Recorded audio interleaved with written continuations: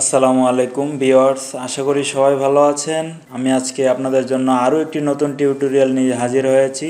আজকের টিউটোরিয়ালের বিষয় হচ্ছে মাইক্রোসফট অফিস ওয়ার্ডের তৃতীয় পার্ট। তো আজকের যে বিষয়টা নিয়ে আলোচনা করব, সেই বিষয়টি নিয়ে আলোচনা করতে হলে আমাকে প্রথমে মাইক্রোসফট ওয়ার্ড 2007 হোক আর 10 হোক আর 16 হোক আর 13 হোক, যে কোনো একটা অফিস ওয়ার্ড আমাকে ওপেন করতে হবে। তো সেদিক থেকে আমি আগে থেকেই ভিডিও শর্ট করার ক্ষেত্রে আমি আগে থেকে একটা মাইক্রোসফট অফিসের ওয়ার্ডের ডকুমেন্ট একটা সেভ করে রেখেছি। সেই সেভকৃত ফাইলটা আমি ওপেন করে নিচ্ছি। এই যে দেখতে পাচ্ছেন, আমি একটা মাইক্রোসফট অফিস ওয়ার্ডের একটা ডকুমেন্ট আমি ওপেন করে নিয়েছি। তো আপনারা ইতিমধ্যে আমার চ্যানেল থেকে, তো ভিউয়ার্স আপনারা যারা আমার চ্যানেলে নতুন বা পুরাতন, সবার মনোযোগ আকর্ষণ করে বলছি, যারা এখনও আমার চ্যানেলটি সাবস্ক্রাইব করেননি, দয়া করে চ্যানেলটি সাবস্ক্রাইব করে নিন। কারণ সাবস্ক্রাইব করে নিলেই আপনাদেরই উপকার হবে। আমি প্রতিনিয়ত নতুন নতুন ভিডিও আপলোড করব, আর সেই ভিডিওগুলো দেখে আপনারাই উপকৃত হবেন। সো ভিউয়ার্স, কথা না বাড়িয়ে আমি আমার কাজে চলে যাচ্ছি। আজকের যে বিষয়টি নিয়ে আলোচনা করব সেটি হচ্ছে পেজ লেআউট, রেফারেন্স, মাই লিঙ্কস, প্রিভিউ, ভিউ, অ্যাডিংস। ওকে, আমি ইতিমধ্যে আমার চ্যানেলে মাইক্রোসফট ওয়ার্ড নিয়ে 3টি ভিডিও আপলোড করেছি। প্রথমে মাইক্রোসফট ওয়ার্ড নিয়ে পুরো মাইক্রোসফট ওয়ার্ড নিয়ে আলোচনা করেছি। দ্বিতীয়ত মাইক্রোসফট ওয়ার্ডের এই হোম অপশন নিয়ে আলোচনা করেছি। তৃতীয়ত মাইক্রোসফট ওয়ার্ডের এই ইনসার্ট অপশনের পুরো বিষয় নিয়ে আলোচনা করেছি। তো আজকে আমি যে বিষয়টি নিয়ে আলোচনা করব সেটা হচ্ছে page layout. Page layout open করার পর আপনারা দেখতে পাচ্ছেন এখানে অনেকগুলো অপশন শো করেছে। প্রথমে থিমসের যে অপশনগুলো এখানে দেখা যাচ্ছে, প্রথমে দেওয়া আছে থিমস, কালার্স, ফন্ট, ইফেক্টস। ওকে, আমরা যদি থিমসে যদি ক্লিক করি, এখানে দেখতে পাচ্ছেন অনেকগুলো থিমস এখানে ওপেন হয়ে গেছে। আমরা যে কোনো থিমসে আমরা কাজ করতে পারবো। ওকে, এই যে দেখতে পাচ্ছেন আমার মাউসের সাথে সাথে আমার ওয়ার্ডের ডকুমেন্টে যেই ওয়ার্ডগুলো রয়েছে এগুলা চেঞ্জ হয়ে যাচ্ছে। ওকে, আমি যেই থিমসে রাখছি সেই থিমস অনুযায়ী আমার ওয়ার্ডগুলো চেঞ্জ হয়ে যাচ্ছে। আমরা চাইলে এখান থেকে যে কোনো ধরনের থিমস আমরা ইউজ করতে পারি। পাশাপাশি এখানে দেখতে পাচ্ছেন reset to theme for template. Okay, browse to themes, আমরা চাইলে যে কোনো থিমস আমরা ব্রাউজ করে নিতে পারবো। ওকে, এখানে যদি আমরা ক্লিক করি তাহলে আমরা আমাদের কম্পিউটারের যে কোনো ফাইল বা যে কোনো ডকুমেন্টসের যে কোনো ফাইল থেকে আমরা যে কোনো থিমস আমরা ইউজ করতে পারবো। ওকে, তারপরে দেখতে পাচ্ছেন কালার্সে এখানে বিভিন্ন ধরনের কালার্স আছে। প্রথমে হচ্ছে অফিস, গ্রে স্কেল, এডেন্সি, angles, effects, A to Z অনেক ধরনের কালার এখানে দেখতে পাচ্ছি আমরা। আপনারা আপনাদের প্রয়োজন মতো যেখানে যেটা প্রয়োজন সেখানে সেই কালার আপনারা ইউজ করতে পারেন। তো ভিউয়ার্স, তারপর হচ্ছে ফন্টস। এখানে অনেক ধরনের ফন্টস দেখতে পাচ্ছি। Office, Calibri, office two Cambria. Okay, এখানে অনেক ধরনের আমরা ফন্টস দেখতে পাচ্ছি। এখানে হিউজ ফন্টস রয়েছে, আপনারা আপনাদের প্রয়োজন মতো ইউজ করতে পারবেন এখান থেকে। তো ভিউয়ার্স, তাহলে আমরা থিমস অপশনের এই 4টা অপশন আমরা জানতে পারলাম। তারপর আমরা যাচ্ছি মার্জিন। আমরা যখনই কোনো ধরনের লেখালেখির কাজে যাই, যেমন পরীক্ষার খাতা বা যে কোনো ধরনের কোনো কিছু নোট করতে গেলেও আমরা প্রথমে আমাদের খাতার মার্জিনটা আমরা অবশ্যই দিয়ে নেই, কারণ মার্জিন হচ্ছে লেখার সৌন্দর্যতা বজায় রাখে।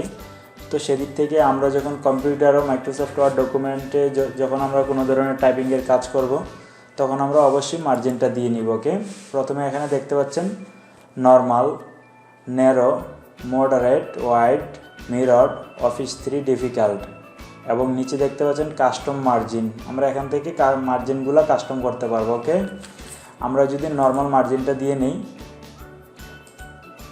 বা ন্যারো দিয়ে নিই, এই যে দেখতে পাচ্ছেন এটা হচ্ছে ন্যারো সাইজ মার্জিন। আমরা যদি এটা দিই তাহলে দেখেন লেখাটা একদমই সাইডে চলে আসছে। আর যদি আমরা নর্মালে রাখি তাহলে দেখেন নর্মালে থাকতেছে দুই পাশ থেকে দেখেন লেখাটা মানে অল সাইড যেই পরিমাণ ফাঁকা থাকা প্রয়োজন ছিল সেই পরিমাণে ফাঁকা আছে। তারপর আমরা দেখতে পাচ্ছি ওরিয়েন্টেশন।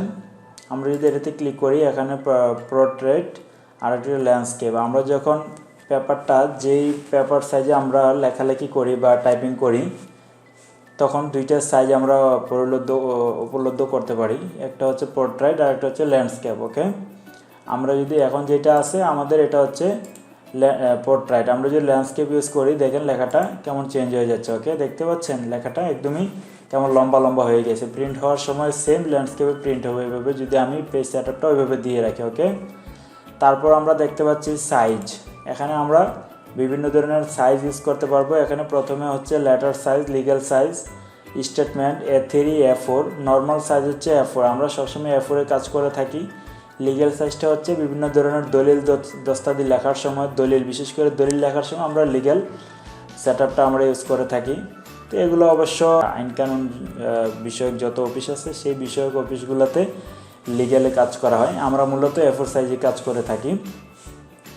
তো ভিউয়ার্স এখানে আরও দেখতে পাচ্ছেন মোর পেপার সাইজ, এখান থেকে আমরা আরও মোর পেপার সাইজ সিলেক্ট করে নিতে পারবো, নিজেদের মতো করে পেপার বা সাইজ এডিট করে আমরা সিলেক্ট করে আমরা কাজ করতে পারবো। ওকে, তারপর আমরা দেখতে পাচ্ছি কলামস, আমরা যদি এখানে ক্লিক করি এখানে বিভিন্ন ধরনের কলাম দেওয়া আছে, 1 2 3 লেফট রাইট, আমরা চাইলে যে দিক থেকে ইচ্ছে ওই দিক থেকে বাড়াতে কমাতে পারবো। ওকে, তারপর আমরা দেখতে পাচ্ছি এখানে ব্রেকস, আমরা ওই যেটা গত পর্বে আমরা যেটা নিয়ে আলোচনা করছিলাম, page break, column, text wrapping, next page, continuous, even page, odd page, আমরা চাইলে এখান থেকে যে কোনো পেজ বা কলাম সিলেক্ট করে আমরা এটাতে কাজ করতে পারবো। Okay, line numbers, non continuous, restart each page, restart each section, suppress for current paragraph, আমরা প্যারাগ্রাফের আকারে যদি লেখালেখি করতে চাই তাহলে আমরা এটা ক্লিক করবো। ওকে, দেখতে পাচ্ছেন আমার লেখাটা প্যারাগ্রাফ আকার হয়ে গেছে।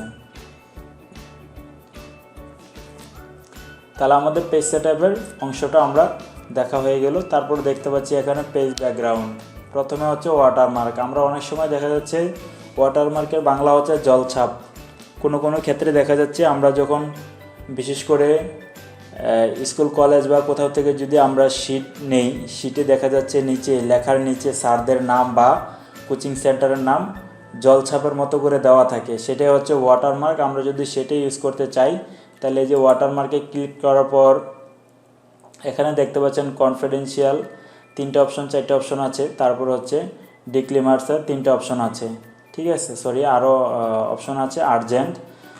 তো আপনারা আপনাদের মতো করে যদি বানাতে চান তাহলে এখানে দেখা যাচ্ছে কাস্টম ওয়াটারমার্ক, আমরা যদি এটাতে ক্লিক করি তাহলে আমরা আমাদের মতো করে যে কোনো ধরনের লেখা আমরা জলছাপে ইউজ করতে পারবো। ওকে,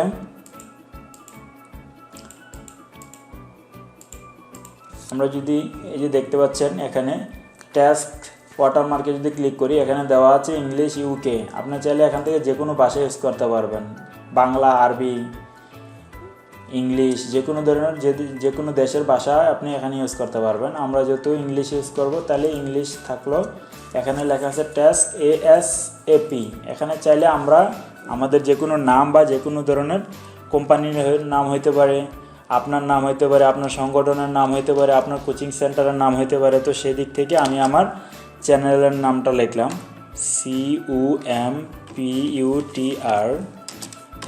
CUMPUTRLEARN, কম্পিউটার লার্ন। ওকে,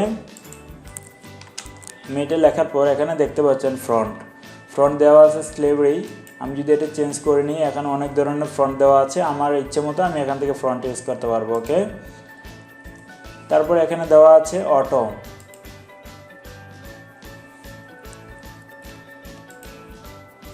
এখানে দেওয়া আছে অটো, আপনি চাইলে এখান থেকে যে কোনো সাইজ আপনি ইউজ করতে পারবেন, এখানে অনেক ধরনের সাইজ দেওয়া আছে, আমি অটোই দিলাম। কালার, এখানে কালার দেওয়া আছে একটু কেমন ছাই কালার, আমি চাইলে এখান থেকে যে কোনো ধরনের কালার ইউজ করতে পারবো, লাল, নীল, সবুজ, কালো, যে কোনো ধরনের কালার আমি এখান থেকে ইউজ করতে পারবো। ওকে, আমি রেড কালারটা ইউজ করলাম। তো দেখতে পাচ্ছেন এখানে দুটো অপশন আছে, লেআউটটা ডায়াগন এবং হরিজন্টাল, আমি যেটাতে টিক দেওয়া আছে ওইটাতে রাখলাম, দিয়ে অ্যাপ্লাই দিলাম।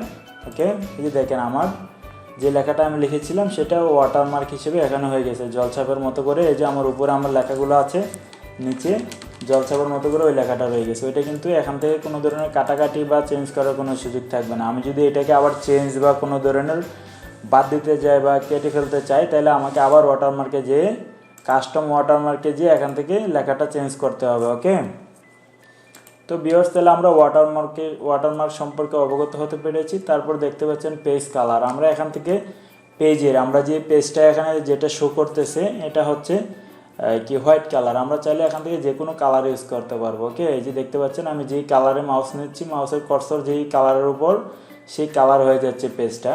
আপনারা এখান থেকে যে কোনো ধরনের কালার চুজ করে নিতে পারেন। মোর কালার্স, যদি এই কালার্সে আপনার পর্যাপ্ত না হয়ে থাকে তাহলে আপনি মোরস কালার ওপেন করে এখান থেকে যে কোনো ধরনের কালার কাস্টমও করে নিতে পারেন। ওকে, এখান থেকে যে কোনো ধরনের কালার আমরা ইউজ করতে পারি।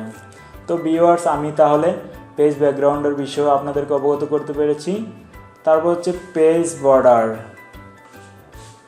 পেজ বর্ডারের কাজ হচ্ছে আমরা যখন কোনো কিছু লেখালেখি করি সেই লেখার বর্ডার, যেমন আমরা প্রথমে দেখতে পাই মার্জিন সম্পর্কে অবগত হয়েছিলাম, এখন আমরা পেজ বর্ডার সম্পর্কে অবগত হব।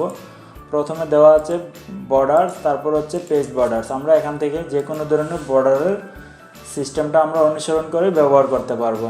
ওকে, এখানে দেওয়া আছে অনেক ধরনের নন, বক্স, শ্যাডো, 3D, কাস্টম। আপনি চাইলে 3D বর্ডারও ইউজ করতে পারবেন। ওকে, আমি একটা 3D বক্স ওপেন করে দেখাচ্ছি আপনাদেরকে। এখান থেকে চাইলে আপনি যে কোনো ধরনের এই আর্ট আপনি ইউজ করতে পারবেন। আমি যদি এটা ওকে দিই, এই যে দেখতে পাচ্ছেন আমার এই লেখাগুলোর চারদিকে আপনার দেখেন স্টার চিহ্নগুলো 3D আকারে হয়ে গেছে। আপনারাও চাইলে এগুলা এভাবে ইউজ করতে পারেন। বা অনেক সময় দেখা যাচ্ছে আমরা পেজ বর্ডার হিসেবে বিশেষ করে আমরা এই মার্জিন ইউজ করে থাকি, স্টার এগুলা চিহ্ন দেওয়া ইউজ করা হয় পোস্টারের ক্ষেত্রে। আমরা তো আর পোস্টারের কাজ করব না, আমরা অফিসিয়ালি কাজ করার ক্ষেত্রে আমরা বিশেষ করে বক্সটাই ইউজ করে থাকি। ওকে, তাহলে আমি এটা নন দিয়ে দিলাম। তাহলে দেখেন এই যে মার্জিন মানে বক্স সিস্টেমের যে মার্জিন ওই সিস্টেম হয়ে গেছে। ওকে, তাহলে ভিউয়ার্স আমি পেজ ব্যাকগ্রাউন্ড সম্পর্কে আপনাদেরকে অবগত করতে পেরেছি। তারপর এখানে দেখতে পাচ্ছেন প্যারাগ্রাফ। প্রথমে দেওয়া আছে ইন্ডেন্ট, তারপর হচ্ছে স্পেসিং। আমি চাইলে এখান থেকে left side, right side, before, after যে কোনো ধরনের সাইজ আমি এখান থেকে চেঞ্জ করতে পারবো। যে দিক থেকে ইচ্ছে সেদিক থেকে সাইজ, এক দিক থেকে সাইজ কমে আরেক দিক থেকে বাড়াতে পারবো, আরেক দিক থেকে কমে আবার এদিক থেকে বাড়াইতে পারবো। ওকে, তো ভিউয়ার্স তাহলে আমরা পেজ লেআউটের যে কাজগুলো ছিল মোটামুটি সবগুলো সম্পর্কে অবগত হতে পেরেছি। তারপর আমরা দেখব রেফারেন্স। এগুলো অবশ্যই অ্যাডভান্স লেভেলের কাজ, আর এগুলোতে মোটামুটি তেমন ইম্পর্টেন্ট কোনো কাজ নেই, বিশেষ কোনো ক্ষেত্র ছাড়া এগুলো ইউজ করা হয় না। তারপর হচ্ছে মাইলিং, সেম ক্যাটাগরি, এগুলো বিশেষ কোনো ক্ষেত্র ছাড়া ইউজ করা হয় না।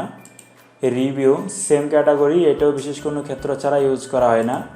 ভিউ, এটাতে অবশ্য কিছু কিছু কাজ আছে আমরা যেগুলা মাঝে মাঝে আমাদের প্রয়োজন হয়।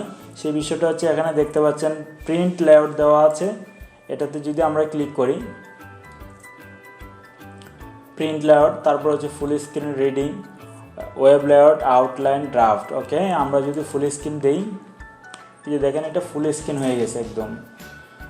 ওই তখন তো উপরে আশেপাশে বিভিন্ন ধরনের ওয়ার্ডের যেই ফর্মুলাগুলো ছিল ওগুলো দেখা গিয়েছিল, এখন কিন্তু এখানে কোনো ধরনের ফর্মুলাগুলো নেই। আমরা এটা ক্লোজ করে দিই, তাহলে দেখেন আমরা আবার আগের অবস্থানে ফিরে এসেছি। তারপর দেখতে পাচ্ছি এখানে শো যে অপশনটা আছে সেটাতে রোলার, গাইডলাইন, নেভিগেটিভ পেন। আমরা এখান থেকে রোলার ইউজ করতে পারবো, গাইডলাইন ইউজ করতে পারবো, নেভিগেশন পেন ইউজ করতে পারবো। ওকে, আমরা এখন কোনোটা ইউজ করবো না, তাই টিকগুলো উঠাই দিচ্ছি। তারপর আমরা এখানে দেখতে পাচ্ছি জুম যে অপশনটা আছে এখানে আমরা 100% ইউজ করি সব ক্ষেত্রেই কম্পিউটারের। তো আপনারা চাইলে এখান থেকে যে কোনো ধরনের পার্সেন্টেজ ব্যবহার করে আপনারা এখান থেকে জুম করে নিতে পারেন। ওকে, যদি 200% দিই তাহলে দেখেন লেখাগুলো কত বড় বড় হয়ে গেছে এবং পেজটা কত বড় হয়ে গেছে। ওকে, আমরা যেহেতু 100% ইউজ করি তাহলে আমরা এটা 100 করে নিচ্ছি। তো ভিউয়ার্স তারপর হচ্ছে দেখতে পাচ্ছেন এখানে new window, arrange all, split. এখানে স্প্লিট শিট ইউজ করার ক্ষেত্রে এগুলো ইউজ করা হয়। তারপর হচ্ছে অ্যাডিংস, ঠিক আছে। অ্যাডিংসে তেমন ইম্পর্টেন্ট কোনো কাজ নেই। এখান থেকে চাইলে আমরা লেখা সরাসরি, এটা বিজয় আছে, ইউনিকোড আছে, ইন্ট্রেন্ট আছে, মেক আছে, আদার্স আছে। হ্যাঁ, ওকে, আমরা এগুলো ইউজ করতে পারবো। তো ভিউয়ার্স আজকের ভিডিওতে আমার এইগুলোই দেখানোর ছিল। আমাদের যাদের নিজস্ব কম্পিউটার অথবা ল্যাপটপ আছে আমরা এগুলা আরও যে বিষয়গুলো আমার দেখানোর বাকি আছে এগুলো আপনারা ট্রাই করে নেবেন। অবশ্য ট্রাই না করলে, প্রতিনিয়ত চেষ্টা না করলে কোনো কিছুই শেখা সম্ভব হয় না। তো আমার অ্যাডভাইস হচ্ছে আপনারা প্রতিনিয়ত এগুলা বারবার চেক করবেন, বারবার ট্রাই করবেন, তাহলে আপনারা অবশ্যই মাইক্রোসফট ওয়ার্ড সম্পর্কে ভালোভাবে অবগত হতে পারবেন। তো ভিউয়ার্স, আমার আজকের এই ভিডিও এখানেই শেষ করতে যাচ্ছি। ভালো থাকবেন, সুস্থ থাকবেন। পরবর্তী ভিডিও দেখার আমন্ত্রণ জানিয়ে আমি আজকের মতো ভিডিও শেষ করছি। আল্লাহ হাফেজ।